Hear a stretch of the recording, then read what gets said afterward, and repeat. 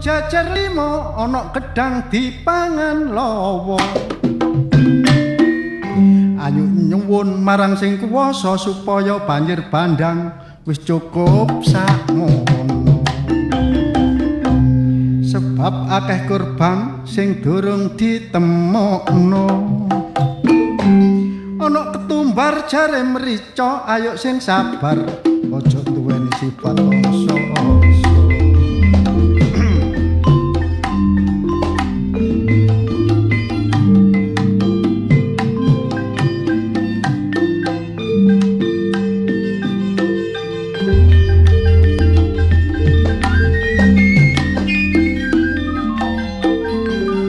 apa iki dolor bumine wis gak kuat nahan kok akeh tanah longsor uga banjir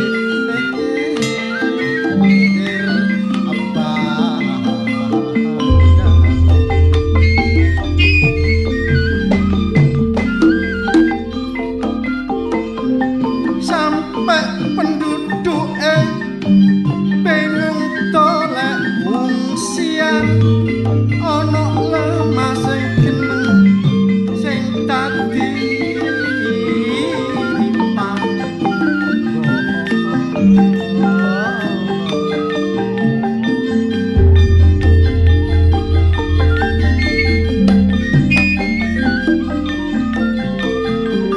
sampai direwangi kekurangan pangan ngenteni penjabat menehi bahan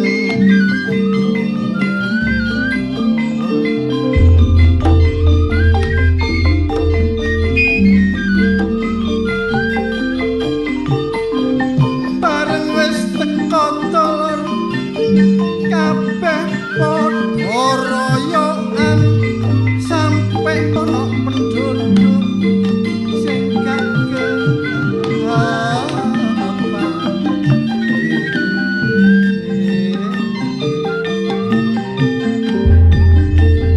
mulane dolor-dolor padha ilingo aja kirang nek kadunungan nailing ana bunyo iku titipane sing kuwasa wis kaya ilang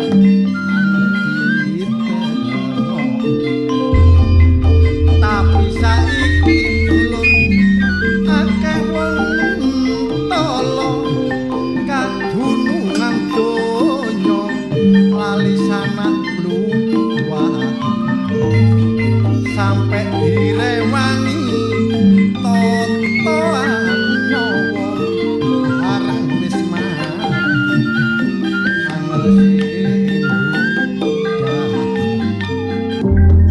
cak lakon tekan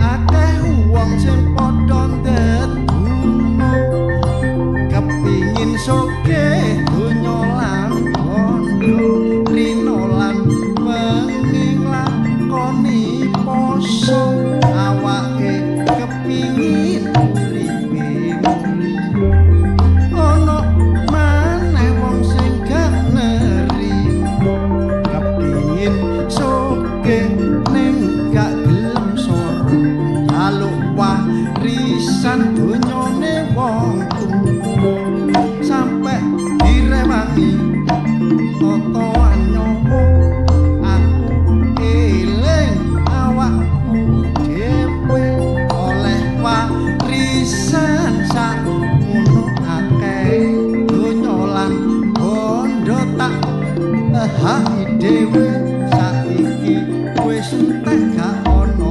rupane aku sadar nek ngono dadine aku gak delok buri karine arepe mulih omah wis gak duwe aku turu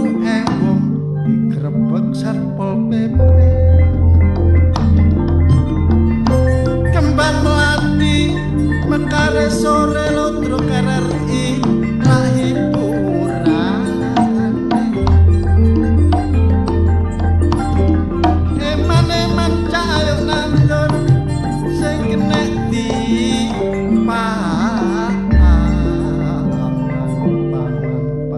Ya ngono kuwi akibate gara-gara warisan terus rebutan. Gak berkah jenenge. Ya kaya aku ngene iki contohon. Ya. Aku gak njaluk warisan. gak tau rebutan Aku pisan ya rebutan. sebabe Ya gak ono sing diwaris. iku jenenge gak duwe Lah iya kok. barang apa sing Makanya direbut aku gak njaluk, wong tuaku gak ono warisane. Masa sotel-sotel layah-layah ngono gak ono. lah iya golek-golek lambemu aku iki opo kan? Nanti kucing rembes itu kan. Gak ono, makane aku wis bersyukur. Bedes-bedes Ah, budak kan. pedes. Gak ngono cek nemen wis. Kak, aku lebih bangga dengan hasil jeripayahku Oh, sendiri. tok. Ngono. Terus selama iki hasil Contohnya. karyamu dhewe ya apa? Hasil ya alhamdulillah. Omah gedong sebelah dalan kidul dalan iki kok nggonmu ah? Tutup.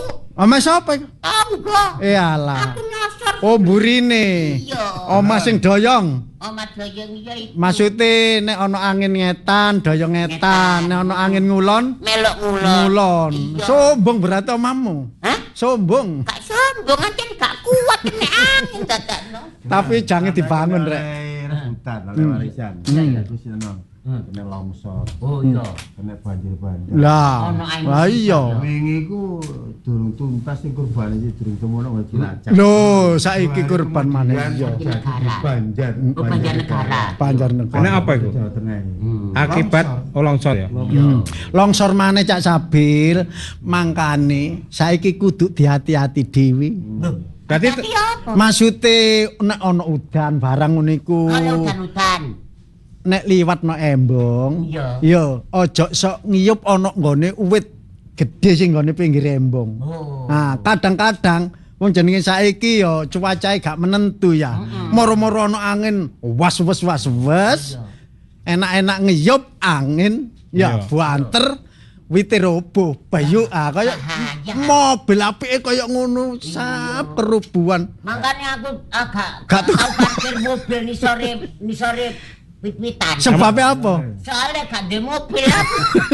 Kali ngene ku ya liran sapa terus ya? Hah? Jaluk liran sapa terus? Loh, lah iya, masa njaluk ganti anu apa? Lah Sabil biasa nglironian. iya, ngene. Sabil. Secara perda itu masing-masing kota punya aturan sendiri.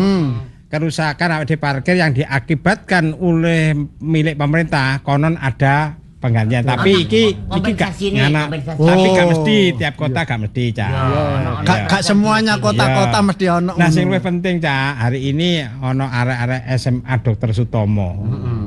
Jadi Lapo, SMK, SMK apa SMA? SMK, SMK apa SMA? SMK. Apa? Aku Lek SMK apa lek SMK? SMK. Sekolah menengah kejuruan. Nah, lek SMA. Sekolah menengah atas. Nah, lek SMA. Sekolah Iki juruan aku ro aku. Apa? Juruan iku bagian dodol es keronjong. Ana juruwe ya. Bagian gawe juru. Gak kejuru iku. Anu kaya apa? Santen nih. Anggitmu dodol Lea, serepeh. sini, sini. Gini, ini tengah Ono dulu, juruwe. Nah, tengah Nah, kono. takono. Takono. Ya. Kon bener sekolah? Nggih, Kelas piro? kelas 12. Ayo ta? Lho, Takono Sat, gak takono. krungu. Takonono sing bener. Disimak. Namanya siapa? Alea, Pak. Hah? Namanya Nama lengkapnya Ale. Ngomong Nama sing temen. lengkapnya siapa? nama lengkap Alea Nadir Pratama. Oh, yang ngono keren. Ngono tok. Panggilannya Lea. Panggilannya Lea. Lea. Lea. Oh. Ojo oke. klik Lea. Oh, jadi kamu sekolahnya di mana? Di SMK Dr. Stomo. Siapa yang namanya? No, enggak bisa gak jelas Wong tak takoni jelas awak mobil. Masih awakmu ya gak iso. Iso. Lah takono Gus. Kon iku aja sok ngelokno wong tabil. Kon nek tak takoni sampe gak iso jawab.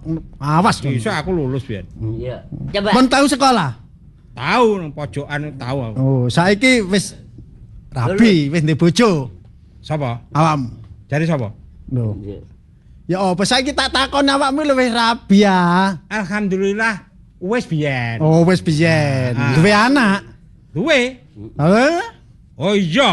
Heeh. Apa, Mas? Sap. Kok tambah nemen? Tambah nemen. Kok niku sing Enggak, gimana? berarti awakmu ya gak krungu. Seje karo aku. Ah, nyisap iki lho. Takonono ayo, nyisap. Insap. Ya, Nah, jenengmu sapa, Sap? insap. Iki mosok insap ngono. Iya. Anakmu pira? Loro. Sing nomor 1? Wis lulus kuliah. Sebenarnya? Sing loro SMA. Ah, sampe jojo mana? Iya, iki anu malam melok paskib. Melo. Ya. Ya, nak. Wah, nih wong takone lho, kono jek jawab. Balik ae. iki lho, Lea. Tapi kan krungu. Lek lho urusan, Sap. Takonono. Nah, Lea, maju Le. Iya. Kamu kenapa kok datang ke sini? Buat magang. Makan. Magang. Kopeng nek sisian yang ngene lho. Wong iku Iya. nek gak jelas rungokno. Heeh. Kopeng musisian. Masa ya padha, Kus.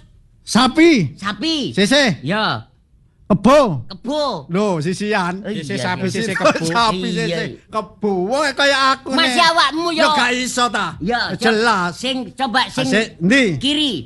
Wedhus. Wedhus. Nah, sing kanan sapi. Wedhus. Kon sing budek. Kembali ke Lea. Kelas berapa? Kelas 12. Tujuannya datang ke RRI ke siaran Ludruk ini apa? Buat mempelajari kegiatan yang ada di sini. Cocok ngene Cek. Nah. Hei. Iya, iya, oke. Arek Buat mempelajari kegiatan yang ada di sini. Itu jelentre ya pokok. Kegiatan yang ada di sini di mana? Di teater sini, Pak. Teater Ludruk. Iya, tempat ludrukan. Yang ngono. Lah arek iku kok cengeng kok kene terus ae. Ya. Ya nek patung. Ini saya perlu diluruskan antara ludruk dan ludrukan itu beda le ya. Lek ludruk ya ludruk. Kalau ludrukan cenderung main-main. Ya, ini bahasanya harus dijelaskan. Ngerti? Ngerti, Pak? Apa? Apa bedane ludruk ambek ludrukan? Mbok. Ada annya. Oh ya mur pinter arek iki. Ada Terus yo. kamu di ludruk, kamu pernah mendengarkan Iya, ludruk atau bener ya. pernah menyaksikan pementasan ludruk?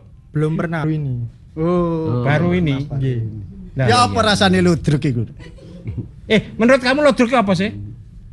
Orang sing apa main-main peran itu kan, Pak. Loh, main-main peran. Bisa. Tak sangkano ludruk ku wong sing gendeng-gendeng. Jelasnya jadi kamu perlu banyak belajar lewat Google, lewat apa literasi tentang ludruk ya. Jadi sebagai arek Surabaya ya harus tahu apa sih ludruk itu. Ya apa di dalam ludruk itu visi misinya apa kamu harus tahu ya. Ya mangkane Cak Sabil, Lea iki dolen rene iki yaiku mempelajari mendalami bagaimana tentang ludruk. Ngono Lea? Ya. Nggih. Ya ngono. Oke. Tak belani nak. Yo. Iku sapa iku jenenge? Matur nuwun Iki ya. sapa? Sapa jenenge? Halo. Belum kenalan, Pak. Oh, belum kenalan. Kenal. Wah, ya opo rek bayar? Lea, Pak. Boleh ya. Iya. Cak Kusnan Hadi Prayitno. Duwe yuk. Iko sapa iko? Sing anu kok. Tak sapa iki? Putih dukun ganteng ana brengose nyeketet ya. Wah, gak tau ndelok TV yo. Mboten, Pak. Waduh. Ketok TV-mu kok gadekno ya? Dijual mbek ayah. Oh, dijual. cocok pinteran. Oke. Padha Matur karo nuwun, Mas Lea yo. Matur nuwun kedatangan. apa sih? Lea. Lea. Njaluk Lea. tak kok wah yo opo rek. Tekan Bali tadi. SMK Dr. Sutomo. Capek ndi iki saren Ngene lho ya. Kan ben nanggap ludruk ya. Tak saran nanggap ludruk. Yo. Ya wis. Tawanono. Tawanono. Ora cilik tau di ludruk. Bapakne apa? Wis ya. Disimak temenan. Tetep sih arek. Hasilnya PKL. Yang kini PKL. Nggih, PKL. Terus nanti ada akhir tugas ada laporan apa? Ya ada laporannya. Ya wis ono. Ya, wis ya. Matur nuwun ya. Oke, yo. Ya. Matur nuwun kehadirannya. Ya. Ya yang pinter ini. sopan arek iki. Ya, attitude-nya bagus. Ono sing gak seludur gak salaman, gak apa. Ya ponakmu iku. Iya, lak pimpinanmu. Ambek ponakku. Ya. Ya ngono-ngono nek sekolahku wawancara ono. Lah. Sing ngerti ya apa? Sejatine ludruk ku ya apa? Terutama ludruk RRI. Iki terutama cak cak Kamu pendek kan iki lho. kawula muda le. Karena bapakmu, ibumu ya bek menawa. Meneh mantu awakmu terus kepengin ngap ludruk, ya tak saran ngap ludruk RRI ae. Lho, iki lho. Carane ya apa cak Akeh carane? tanggapane sampe suarane entek iki Iya, akeh tanggapan. iku. Kurang jaga vitalitasnya. Kan karo iki perubahan cuaca ya, peralihan hawa iki. Oh iya. Makanya kasih waktu.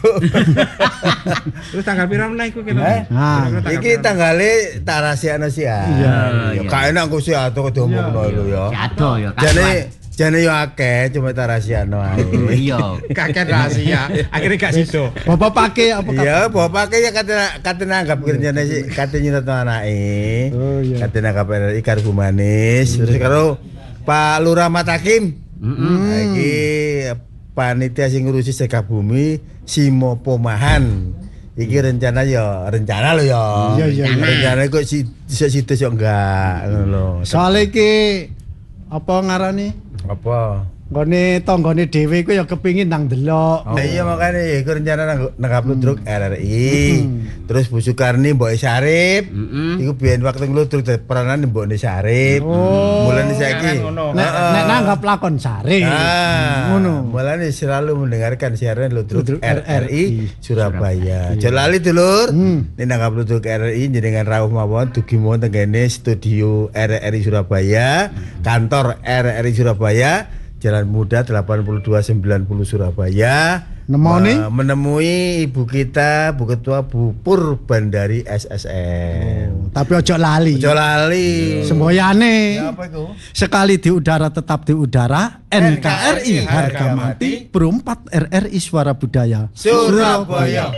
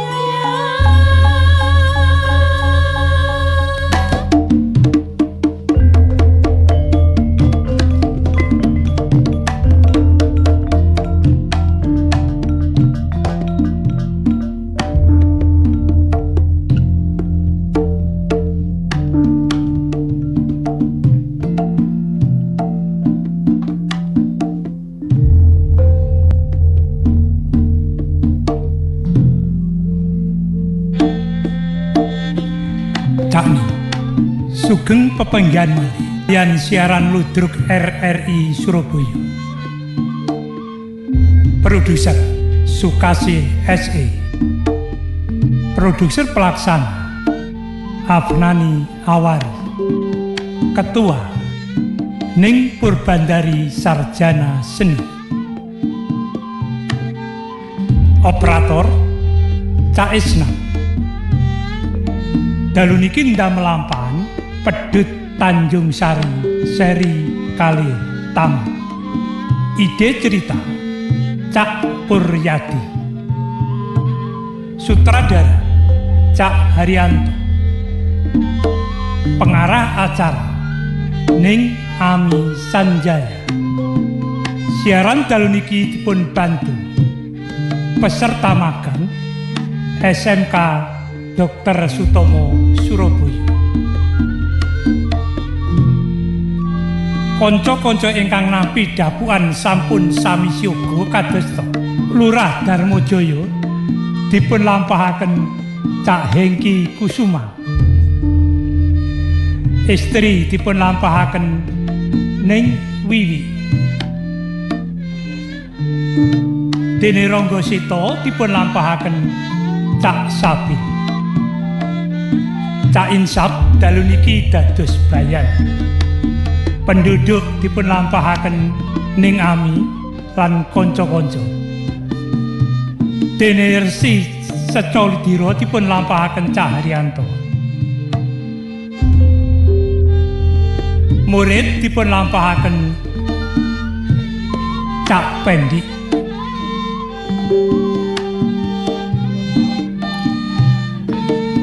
Suradilogo dipun lampahaken Cak Puryadi.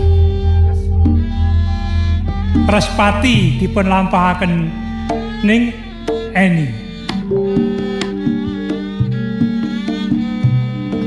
Penduduk dipun lampahaken peserta magang SMK Dr. Sutomo Surabaya.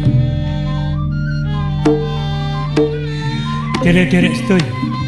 Siaran dalu niki kairing kumandange Gongso Kiai Macan Putih. Kita saking studio ngaturaken sugeng dalu lan sugeng midhangetaken. Sumangga.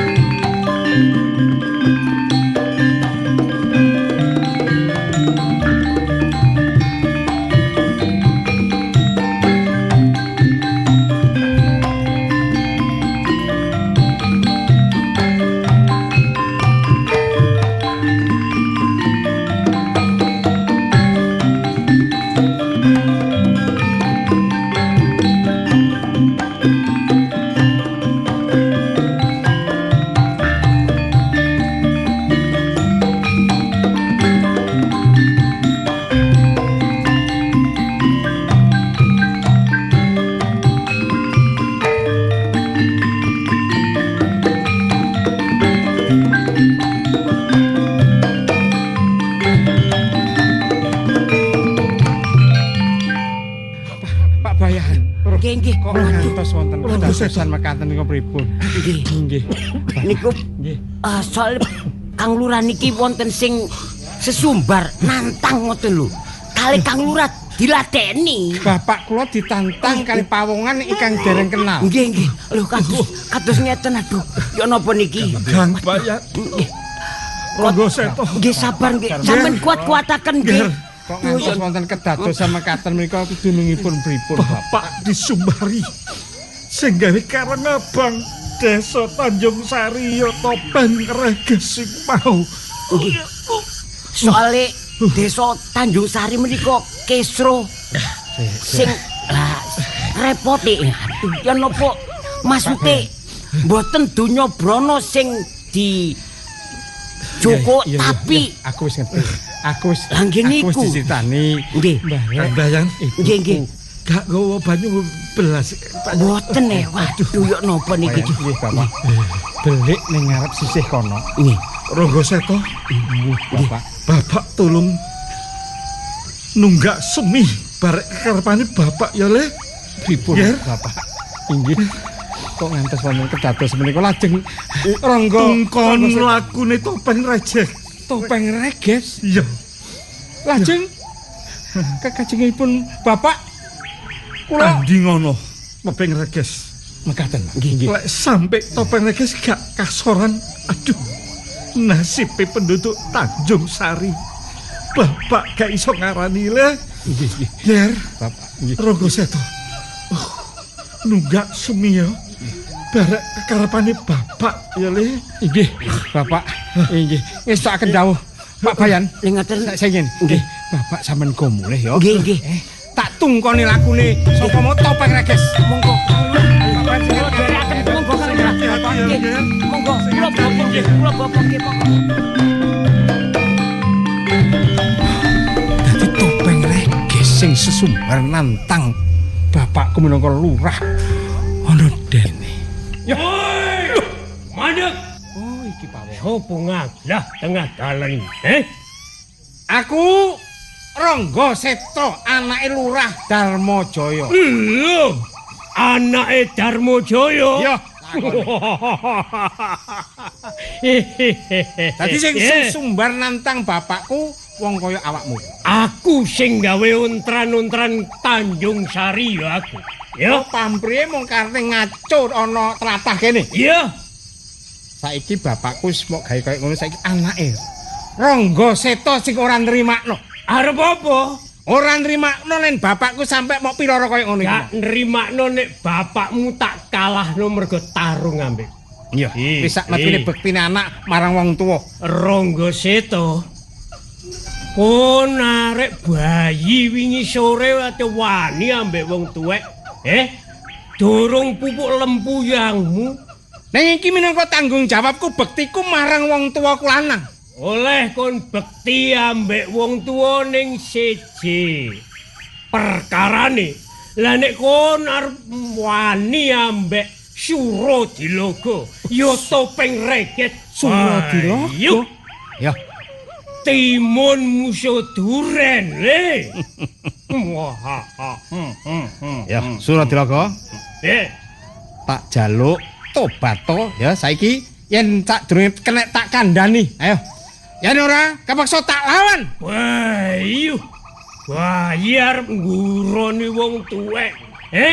Kon kok nuturi aku iki ketemu pirang perkara. Wis ngene.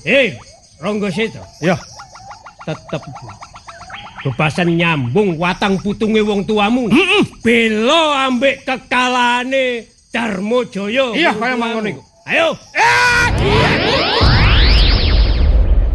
Ajar. Rasakno. Lah kok nungkul teko mburi kon moro-moro ngantem, Ayo. Kaya ora sabar.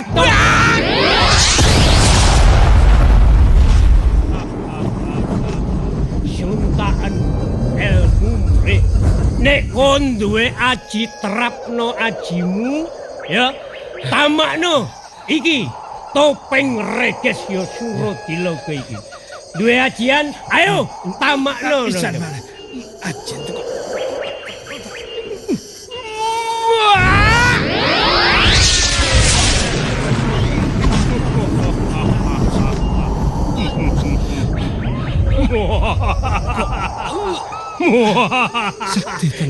Ronggo Seto.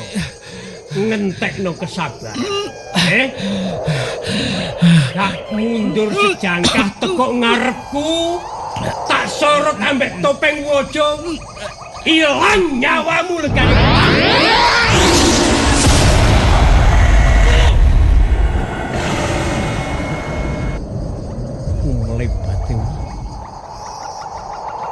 Sopo iki?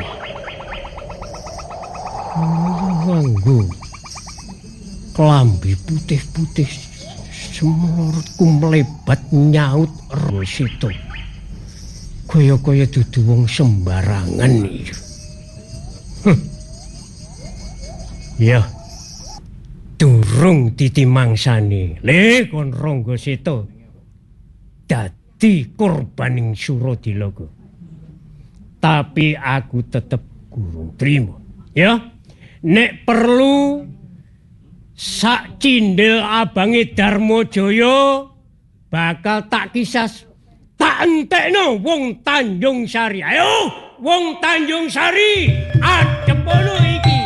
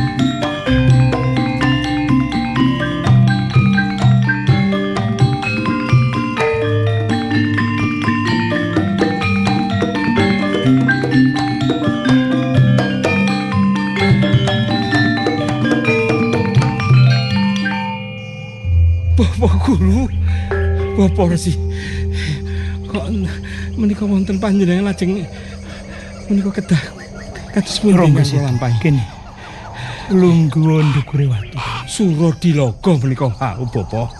Nggih, ingkang menika tanding kalian bapak kula Darmajaya Suradilaga ndamel topeng reges menika Bapak. Kula kawon Bapak. Nggih. Pancen awakmu nek perang karo Suradilaga padha karo sulung lumebu ing geni. Ateges pripun Bapak menika? Padha karo timun musuh Durena. Dereng wanci niku ngadepi Suradilaga menika. Timune awakmu, Durene musuh. Lah inggih menika kleresan wonten Bapak menawi mboten wonten Bapak Resi kados pundi nasib kula wau Bapak? Iya.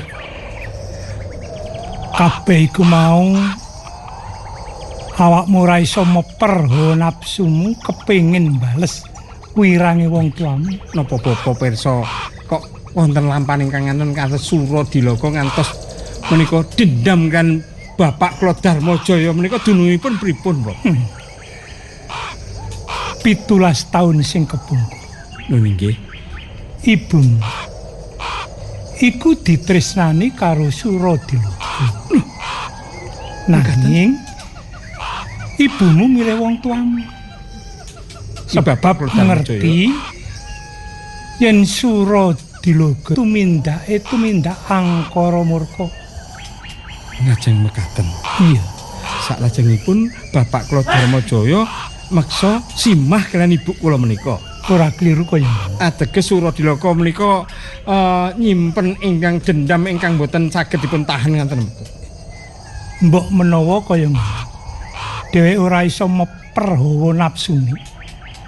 Dheweke iku sekti mandraguna, duweni pusaka kan arang topeng.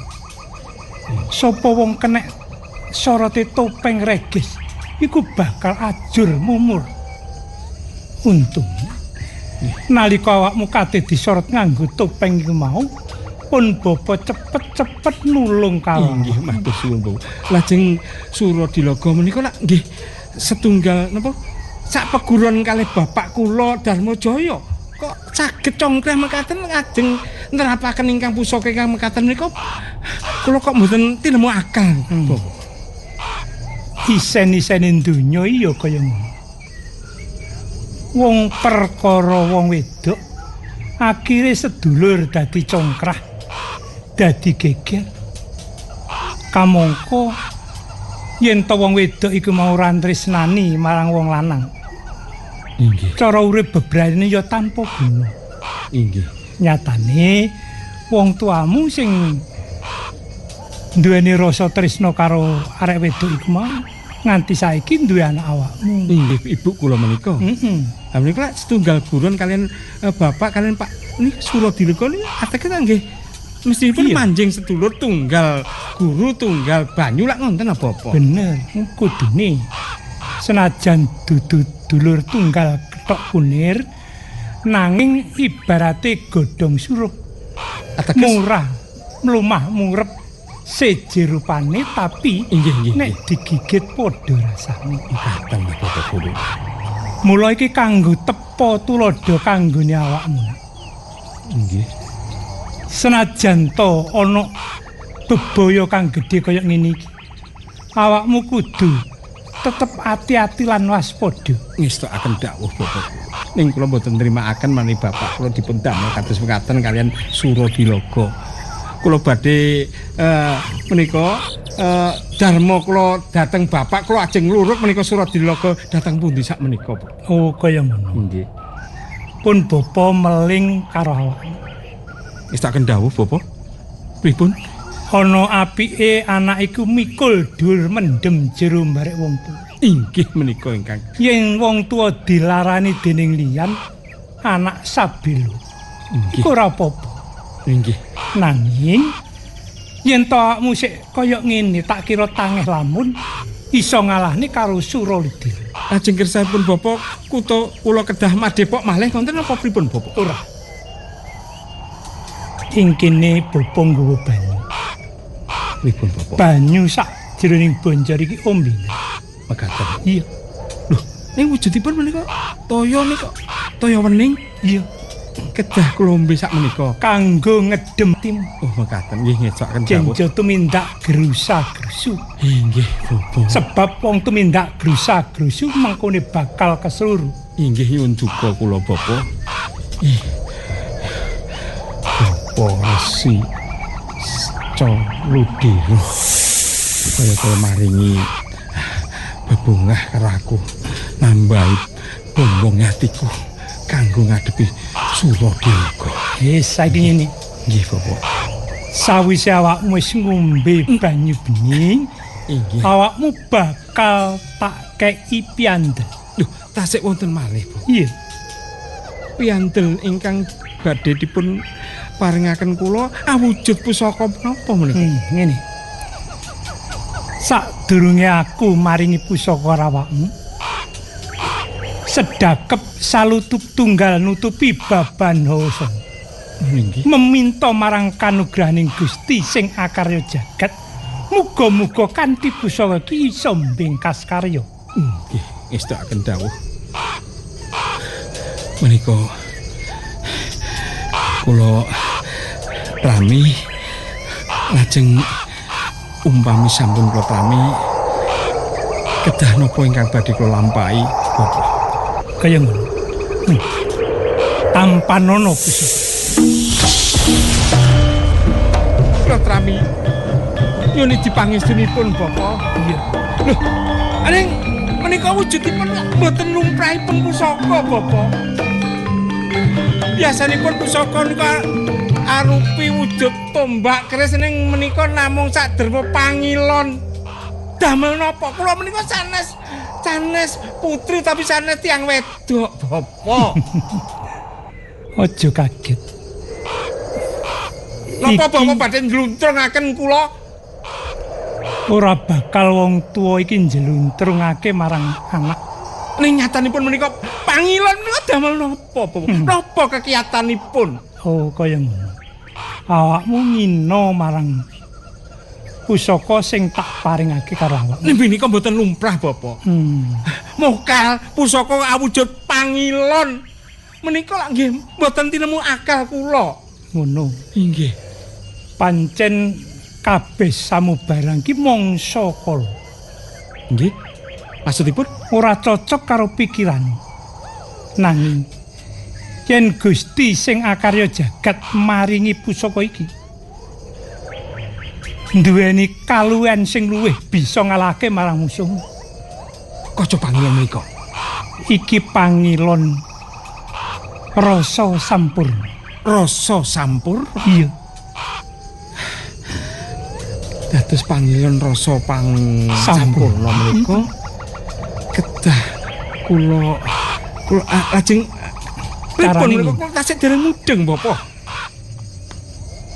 Yen awakmu wis adep arep karo musuh nok ngarepmu, kaca iki tamak. Senajan ta wong iku mau sekti mandraguna, kasektene gak disedhot dening kaca benggala. Mekaten. Iya. Pangilon rasa sampurna menika katiasipun mekaten. Kaya Menawi mekaten nyun tambahing pangestu Suradilaga nanging mengko dhisik. Kula pendet rantan Bapak. Yen awakmu wis tak gawani pusaka iki, kudu mbok gunakno sakmestine. Aja pisan-pisan awakmu duweni piandel terus tumindak adigang adigung adiguna. Sapa sira sapa ingsun aja. Ning tumindake Suradilaga niku sampun kebablas. Kula mboten naremaken. Aku ngerti. Yen pusaka iki kanggo ngalahake wong sing tumindak dur angkara murka. Iku ora apa. Suradilaga menika ingkang tumindak mekaten Bapak. Nggih. Mula ing kene awakmu ngati-ngati. Nggih. Renggos itu. Dawuh kula Bapak. Ideni kaya banyu mili. Nggih, matur suwun Tak sakdereng. suwunake marang Gusti sing akarya jagat Nggih. muga-muga kasembadan apa sing dadi kekarepmu. Nggih. Kalis ing sambi kula. Inggih. Ora ana rubeda. Matur suwun Bapak. Iya. Nggih, menika kula beto. Suradilaga, aja mlayu. Iki Rangga Seta lawan.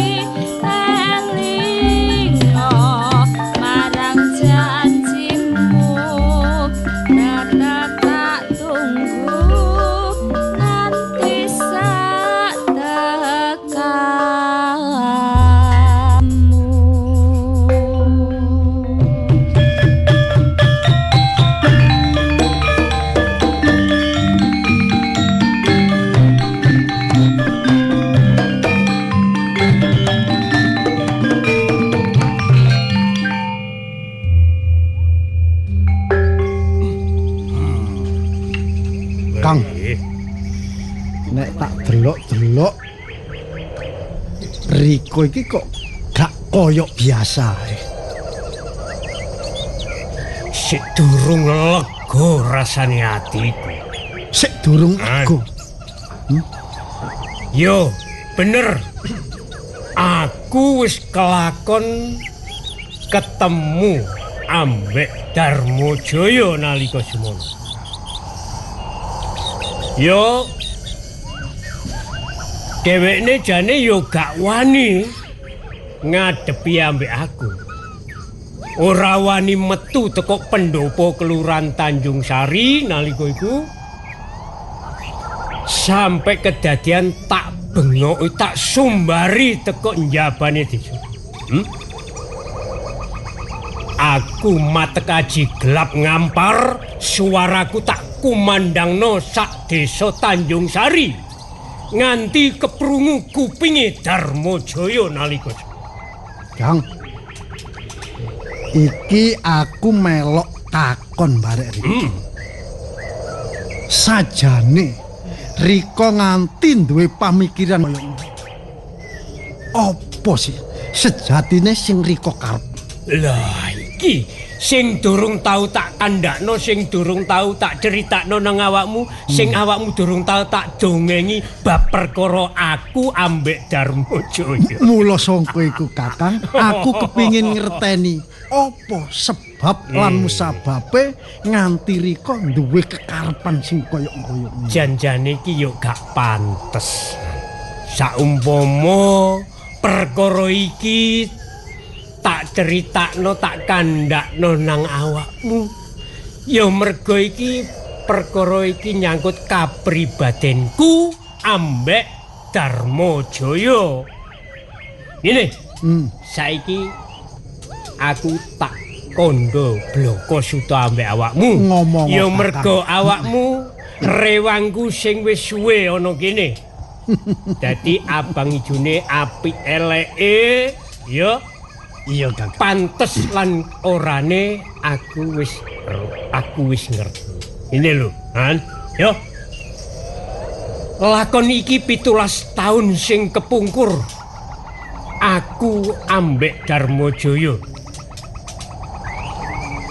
Nalika semono wong loro kuwi ora ginggang serambut paribasane, ngalor wong loro ngidul ya wong loro.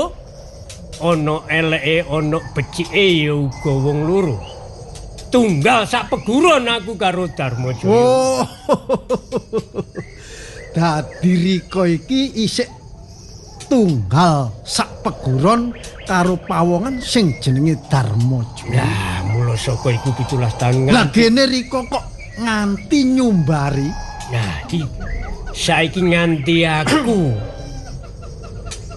bentak sirah paribasane karo Darmajaya ya mergo ana perkara sing gawe larane atiku. Apa, Kakang? Sing tak pendem suwene 17 tahun. Perkara apa nganti gawe lara ning ati Riko, Kakang? Perkara katresnan. Perkara katresnanku. Maksude Riko iki duwe rasa katresnan karo pawongan utawa wanita sing ana gandeng rentenge karo Darmajaya. Nalika semono isih padha nome, isih padha-padha trengginase, isih padha-padha warase nalika. Salah sawijine arek wedok Kinanti.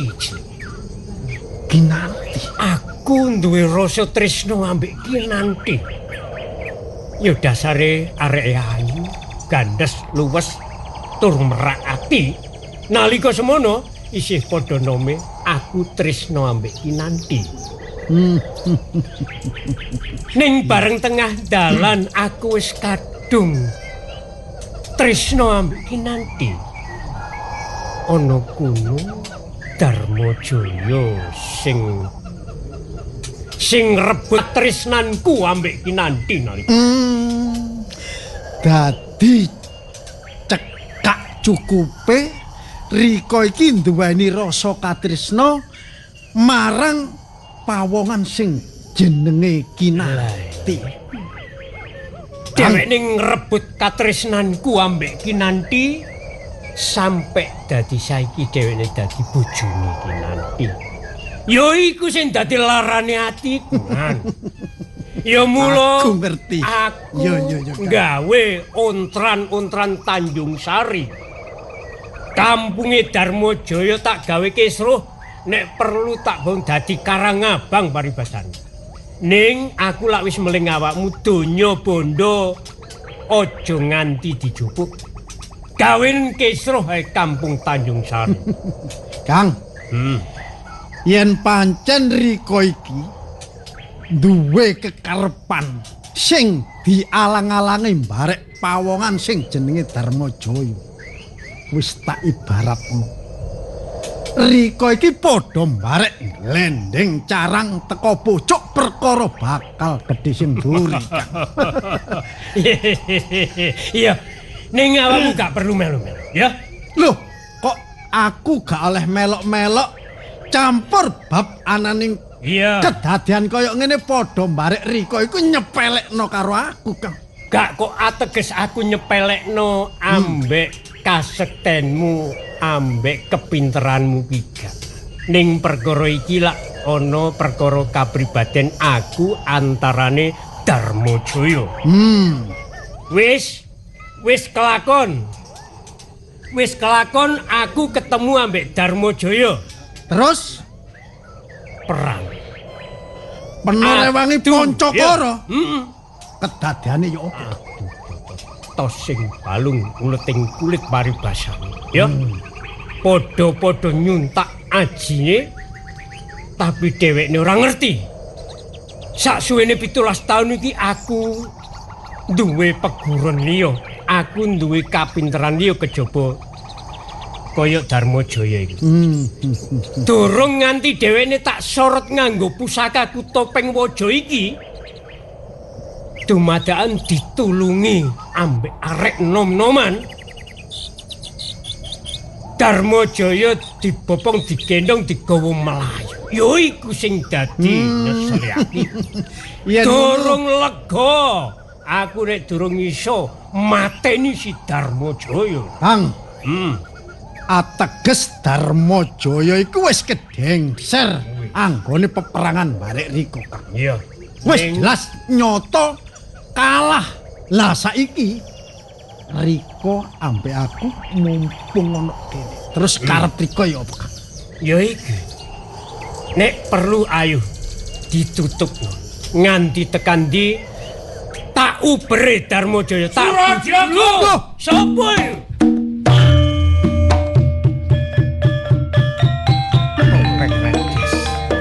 Aku tak sumingkir sejatine apa kene sing nyinggung. Ision kuno.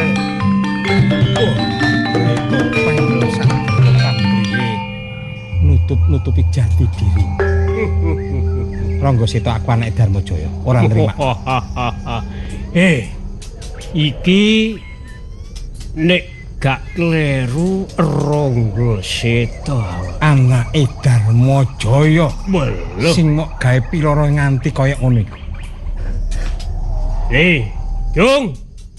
Sik meksa timbelani bapakmu. Kate bela kalahe wong tuamu. Wis sak mestine kaya ngono. Ronggo Seta. Eman Yona, eman bagusmu, eman gantengmu, ya. Iki mumpung aku durung muntap pikiran. Mumpung Suradilaga iki durung nesu, durung muring karo awakmu. Wis bali. Pon mulya Suradilaga. Mulya kandha ambek bapakmu. Kongkon ngadepi topeng reges ya aku. Suradilaga. Perluku nemoni barek Rika, tak jaluk Rika njaluk pangapura karo wong tuaku Darmaja wis ditutup teko kene ae lakon. Njaluk sepura ambek Darmaja ya.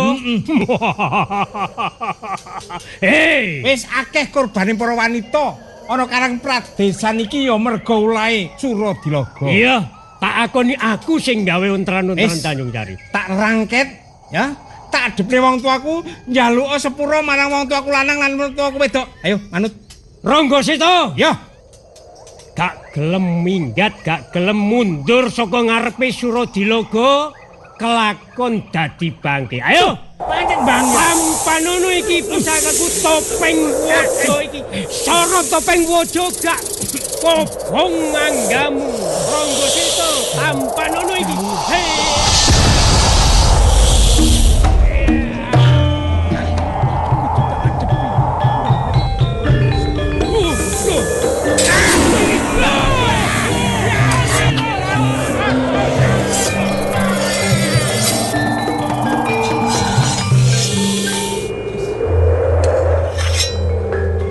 Pangilon rasa sampurna tak adepni kono wajahe.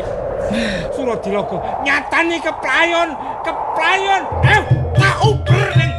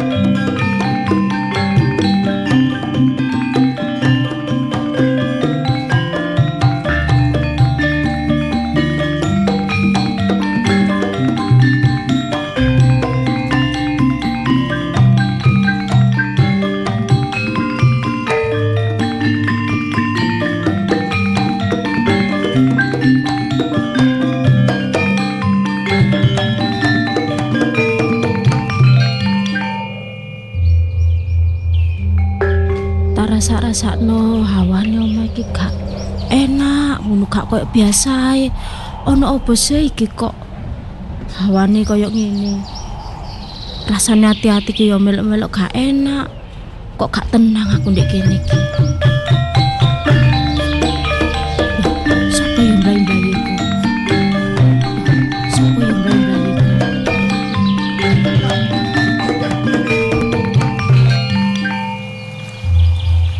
Loh, Kang Kusnan. Ana apa, Kang? Iku dhisik. Aduh, aku tak no tambakan. Sesek ana apa iki? Sampeyan kok gopoh iku? Lungguh ono papan panggonan kene, Kang. Despati. Ana apa, Kang? Iki koyo ketewasan rasanya atiku.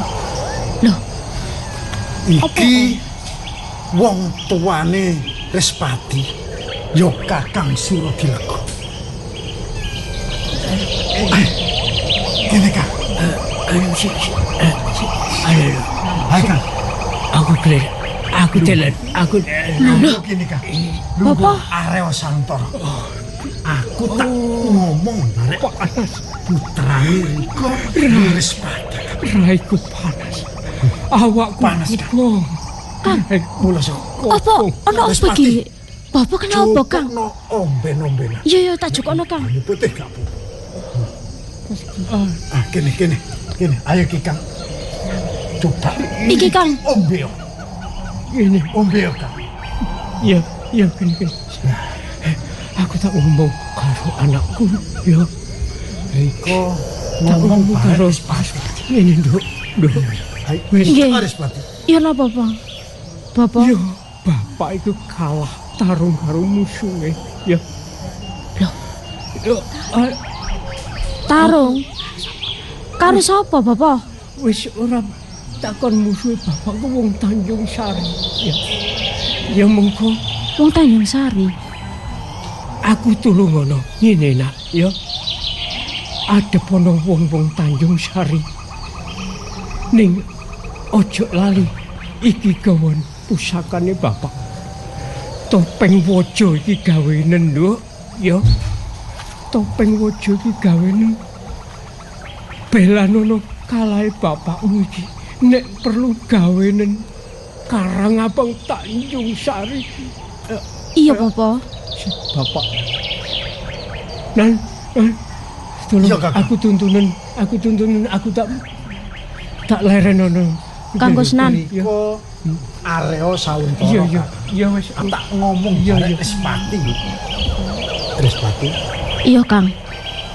Sarane Kakang Suradilogo iki keadaane koyo iki gak ana sing iso nyambung watang wutu iki mung kejaba awakmu Respati. Iya, Kang, saiki ngene. Sementara Bobo iki sampean rambut ya. Aku tetep Bobo iki kok tak dolekane wong Tanjung Sari kumang. Sing jare Bobo. Iya, Respati. Ojo kuwatir. Perkara wong tuwa sing diarani Kakang Suradilogo. Tak golekne tombo sak ono. Iya, sampean dolekno tombo. Pesen barek awakmu Respati. Apa, Kang? Mbok menawa mangko ketemu barek pawongan sapa sing gawe pilorone wong tuwamu. Topeng waja sing dikekno barek awakmu. Ojo nganti benggang sak rambut barek. Iya, Kang. Aku tak budal sih tak ndoleki wong iku mang. Aku titip-titip Bobo ya, Kang. Iya. Iki aku ya wis dawuhi mbek Ning Bobo iki mang. kudu kok eling-eling yo. Apa, Kang? Yen wis ketemu marang pawongan sing gawe pilorone wong tuamu ojo lali.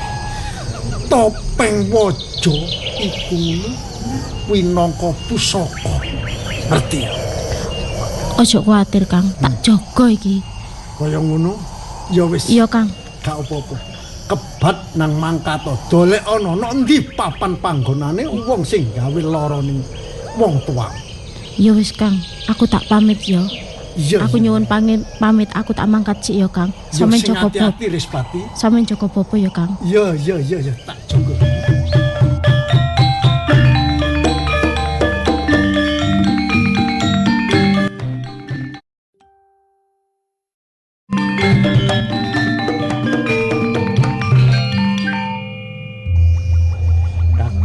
Kakang Suradilogo.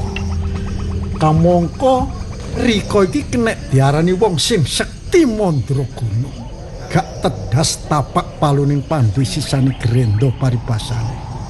Ning Rika kok tega ngeculake marang putri Rika kang aran Respati. Ya gak apa-apa. Mbok menawa Respati sing isok nyambung watang wetune karo Rika Kakang Suradilogo. Yo tak deloke kaya apa anggone tarung Respati marang pawongan sing gawe lara ning Kakang Suradilogo.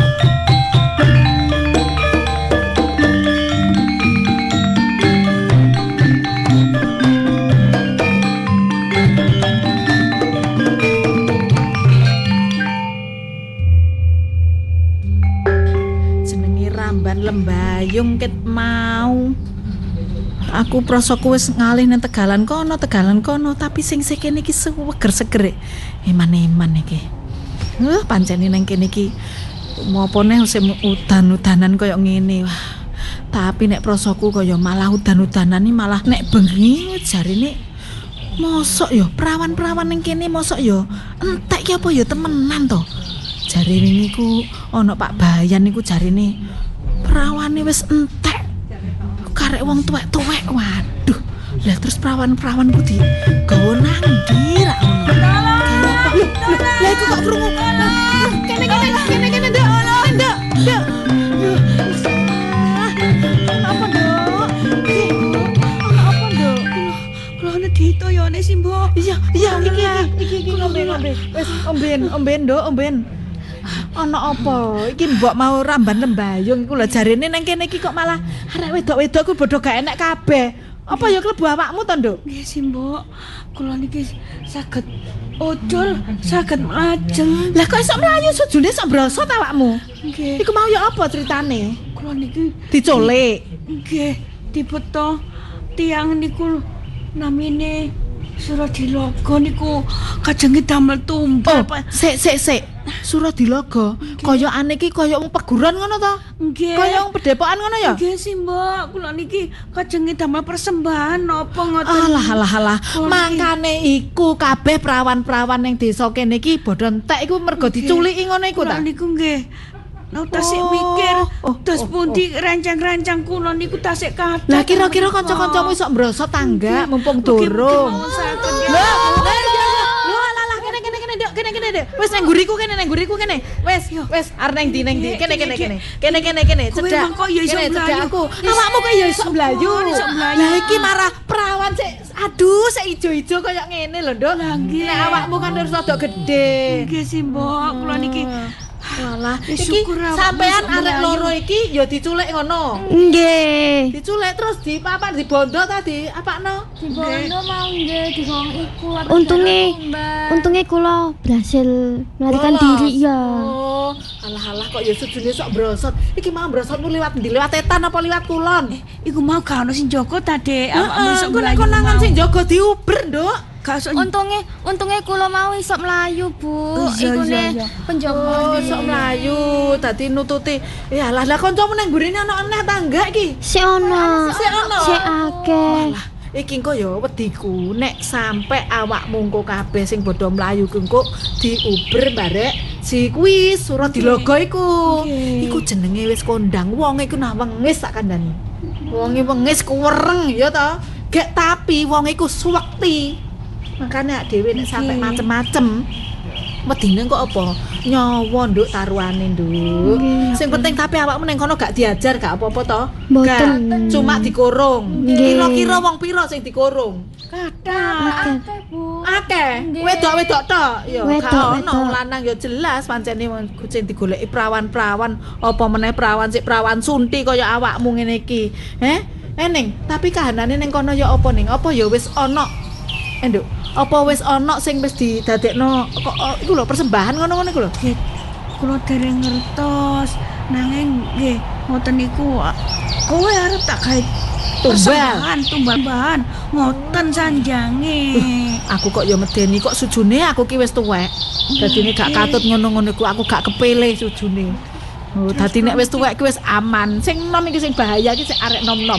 Wis saiki ngene ya. Tolong sinten malih. Wis saiki ngene. Aku nggawa gombal akeh.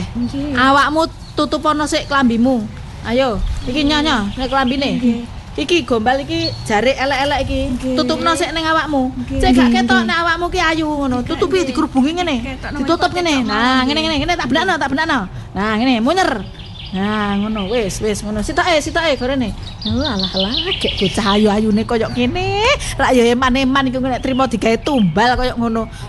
Suradilogo ki pancen. Engko singiten pundi niki? Singitane kambe aku. Neng omahku ae. Tapi ya ngono. Neng omahku tak deleh ning nggone Gandok Tengah. Mari ngono engko dimare tak pateni neng kono peteng-petengan. Ya, soalnya engko nek padang ero nek awakmu nang kono, aku malah engko sing diancam. Ya, wis saiki ngene, tapi aku tolong iku pakanane wedhusku iku gawoken. Ya, ya wis pokoke ditutupi lho ya lakune karo Niklu. Wis saiki nek mlaku aja alon-alon, ayo rada cepet tutno aku. Ya wis ayo kabeh. Lho lek kancamu iki aja mlayu. Awenen rene. Awenen. Ayo. Wis ayo budal. Ayo.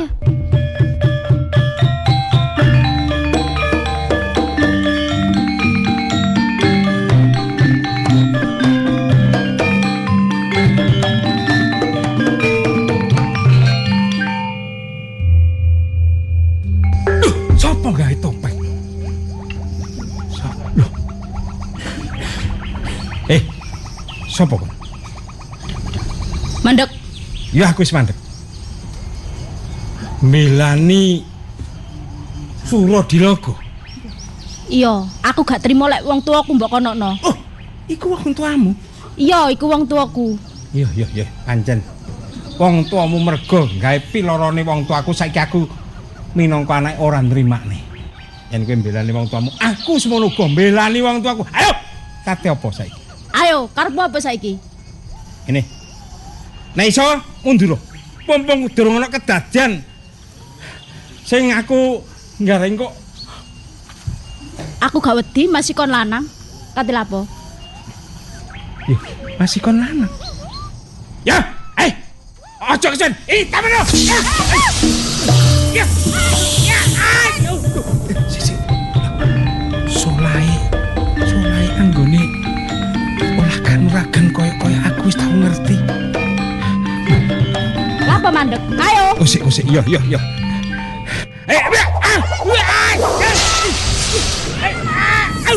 Tak pedeng tangan. Arumane tak pedeng tangan. Ning aku koyo ora. Colok tanganku. Iya, usik.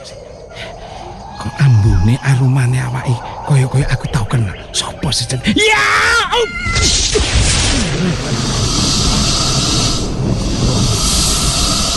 Ayo, tututan. Wis. Solai anggon nangkis antemanku, anggone mencolot, anggone menghindar. Ayo. Koyo persis cing diwaraku barek bopok. Udah. Tak bodoh mana? Aduh. Colno. Aku sapa kok? Koyo aku tau weruh solahmu sing koyo ngene iki aku tau tumun. Ngaku. Bukan. Tope nih, bukan. Colno sik.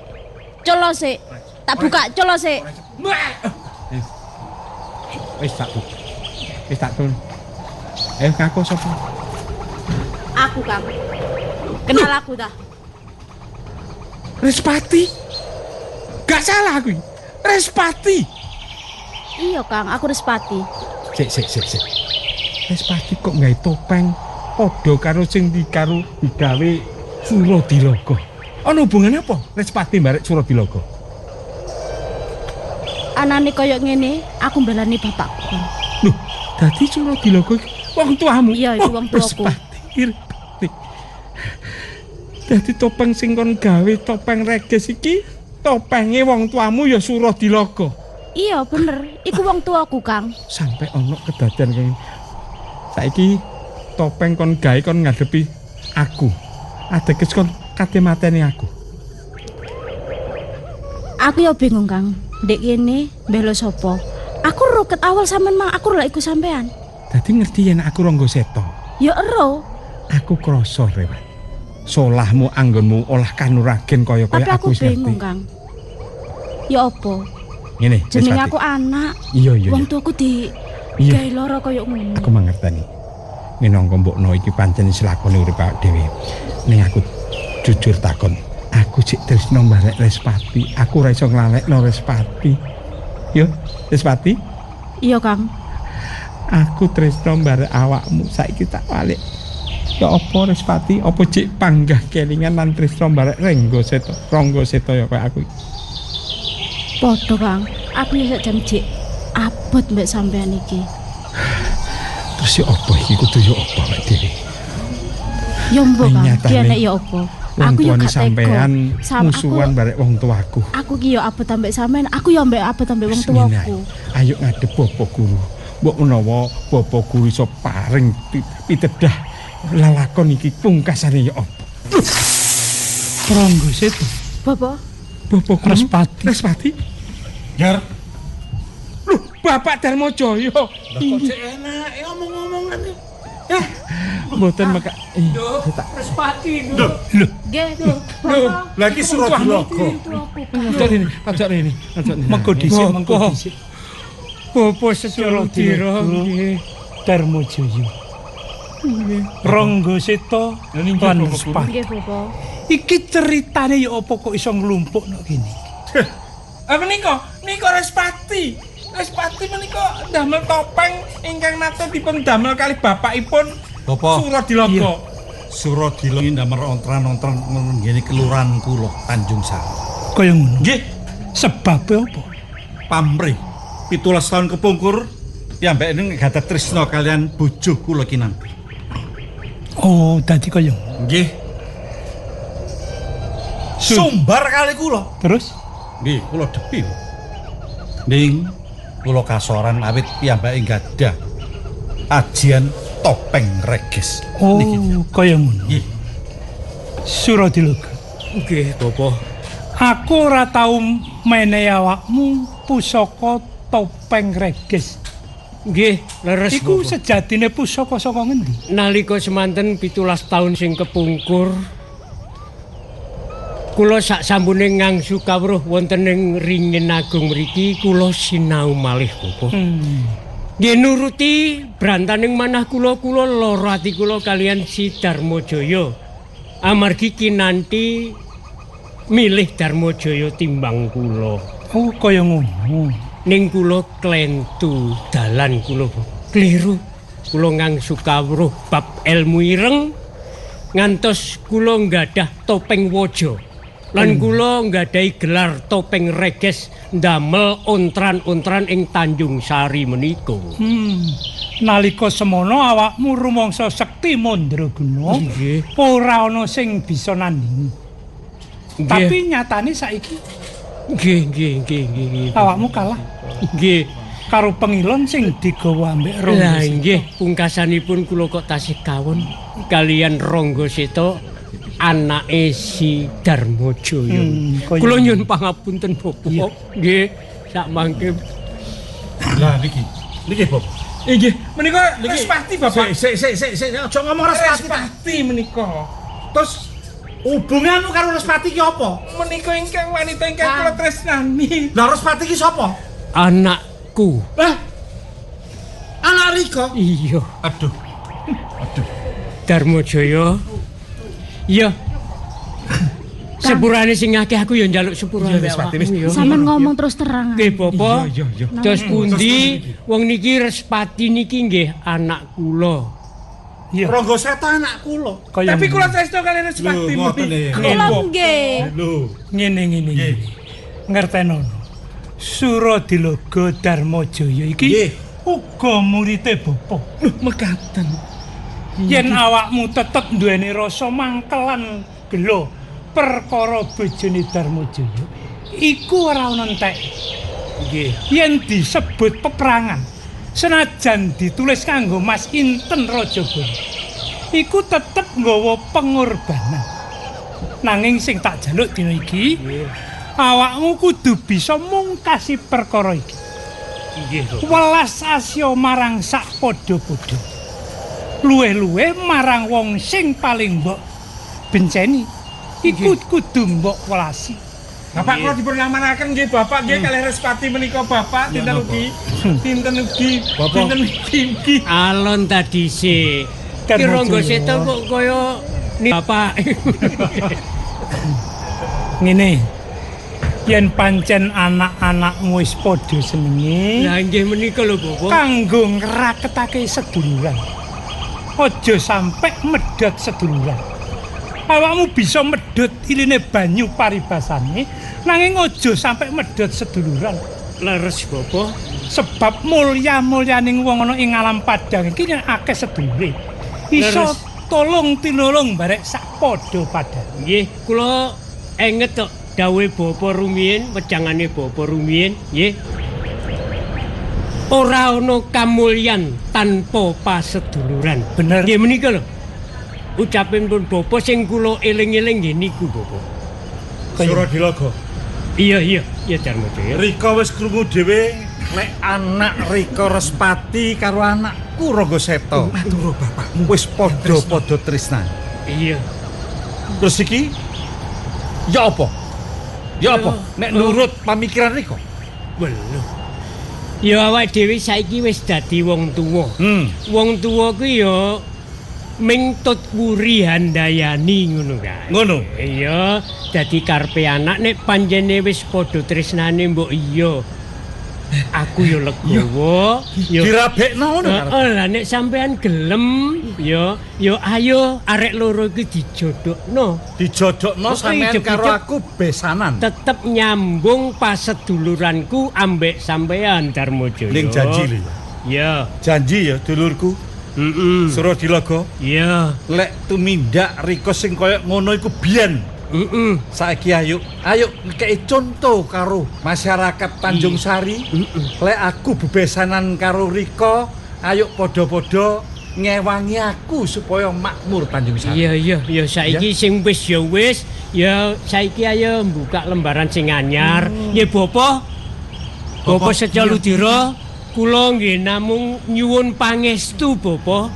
Dos pundi mamrih anak kula si Respati menika saged kajodhokaken kalian Rangga Seta kaya anake si Darmajaya. Aku pinangka sepuh ana ing padepokan kene, aku sarujuk banget yen awakmu bebesanan karo Darmajaya. Nggih, Bapak. Ya mbok menawa wiwit dina iki awakmu bebesanan karo Darmajaya, lan muga-muga anggone dadi jodhone Respati lan Rangga Seta tetep kalis ing sambi kula langgeng. Nggih, saged dados kaken-kaken lan ninen sak lawase ngoten lho Bapak. Yo, sineksenana jagat saisine. Pedhut kang mentiyung ana ing padepokan. Aku wis krungu murid-muridku wis padha sadar kabeh. Nggih. Mlaku tumuju marang dalan sing bener. Nggih. Parebasane kaya sumilaing pedhut ana ing padepokan Keringin Agung iki.